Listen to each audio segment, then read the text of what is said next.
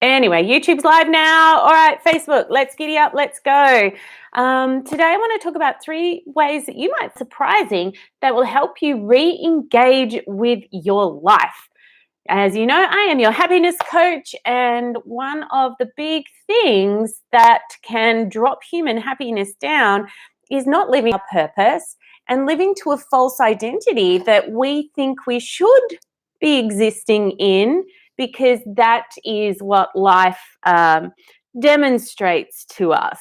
And from a very young age, we are always being told what we should do, how we should show up, we need to ask for permission, etc., etc.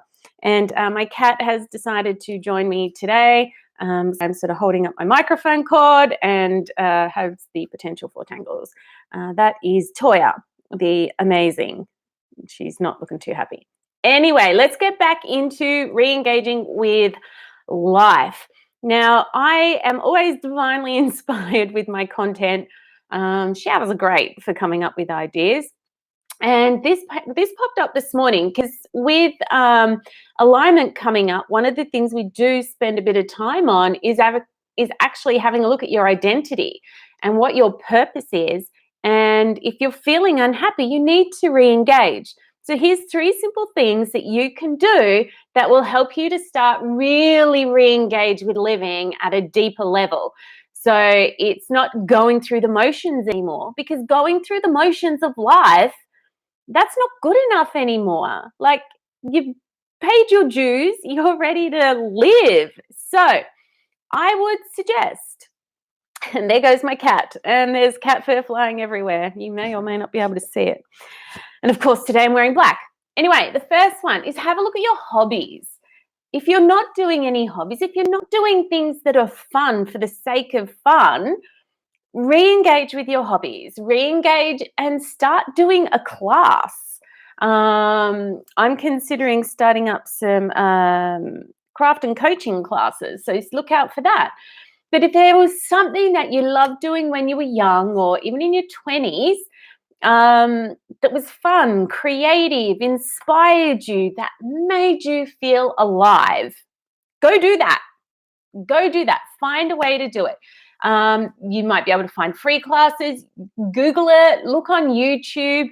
There's always the cheap shops if you need supplies. Find a way to get back into the things that you love. So hobbies and classes, look at your hobbies, look at your classes. If you have none, go find one. Another thing as well that's really helpful is journaling. Now, this isn't about keeping a diary tracking your day, but this is using future journaling, right? Now, future journaling is a little bit of a trust process. When you're writing, you don't want to filter. So you can either write, just thinking about in 5 years' time, in 10 years' time, how you want your life to look, right? And you might be surprised with what comes up. So this is why engaging back in hobbies or going and doing classes and things can help as well. So you can future journal, or something that I love doing is reflective journaling. So looking back and writing like it's December 2020 and I'm writing about my year 2020 and reflecting on what happened, what showed up, right? And that can help give you the inspiration now to take some new actions, which is pretty cool. So give my life some love or likes or anything if this is making you nod your head and go, yeah, cool. And ultimately, from anything that we want to do, especially if we've been told at some point we can't do it, we shouldn't do it, who are we to think that we can do it? You want to look at where there's shame, fear, guilt, or judgment wrapped around the things that you love to do. Now, I love dancing, right? And I used to love to go clubbing, but I got a lot of shame and guilt and judgment around it and a lot of fear because I used to party, not just go clubbing. But now I've found a group of people that love to go out, hit the dance floor, go clubbing, dance, and there's no shame, fear, guilt, or judgment around it. There's no expectations that I have to behave a certain way anymore to enjoy it. I'm fit and I'm healthy enough to not need any chemical additives. And I feel alive again. Like, I didn't realize just how much dancing and moving and the music meant to me until I removed the shame, fear, guilt, and judgment and went back in and re-engaged with it.